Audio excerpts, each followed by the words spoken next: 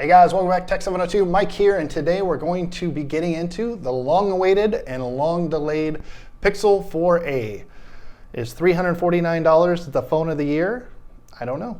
Is it the best value? Let's find out.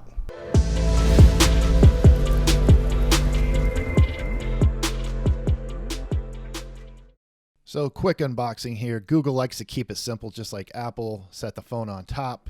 Nice little holder. The boxes are super clean. Pop it open. We got our paperwork, directions, SIM tool there at the strap to the back. And I like the fact that even though the phone is budget, the accessories are not. You get a charger, the adapter, and the USB-C cord included in the box. Let's go. All right, let's talk about the Pixel 4a. Right out the gate, the design, I love it. The module on the back, it looks terrible in the pictures, but it's actually not that bad and very doable in real life. Got the fingerprint scanner on the back. I can almost palm it. I have large hands, but the fact that I can do this, and I've been carrying around an iPhone Max and now just picked up a Note Ultra, this feels like pocket change in my pocket or in my hand, and I'm really loving it. I'm digging it. So the battery is 3140 milliamp. It's actually bigger than the 4. It's got 6 gigabytes of RAM, 128 gigabytes of storage, mandatory and solo. You don't get any options. It's got the Snapdragon 730G on board, which I'm finding is plenty fast. And in comparison to the Pixel 3a, the computational photography is much more fluid and you get your images much quicker.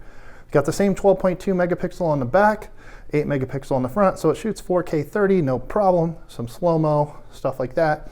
So here we go with the Geekbench. It's a 552, 552 single core score, a 1619 multi-core score, nothing to write home about, but there's your numbers. I will say, while using the operating system and the display itself, I always turn down animations to half times, which makes it seem snappier, but I have absolutely no fluidity problems, no latency problems, no hangups of any kind. I don't notice any difference between the Pixel 3, the Pixel 4, and this 4a and navigating the menus. The Pixel 4a at $350, can you really go wrong? Well, yeah, there's some garbage out there. However, the Pixel 4a is not that phone. I've never seen such attrition from the iOS side, specifically from the Apple iPhone SE, which is an amazing phone in its own right.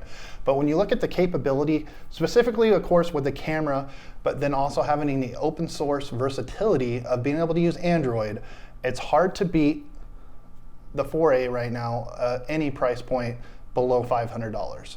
So I highly recommend checking this phone out if you're trying to be budget conscious, or if you just wanted a spare, or if you want to put one maybe for the kids on the side. This is a definite thing to consider. It does everything its big brother does, but it actually does a lot of it better. In the meantime, if this video was helpful to you in any way, if you could just do me a favor and like down below. Subscribe to the channel if you're into Google or tech stuff in general, and we have a lot more Pixel type stuff and Nest stuff coming up shortly. I appreciate all your time. Everybody stay safe out there. I'm out of here.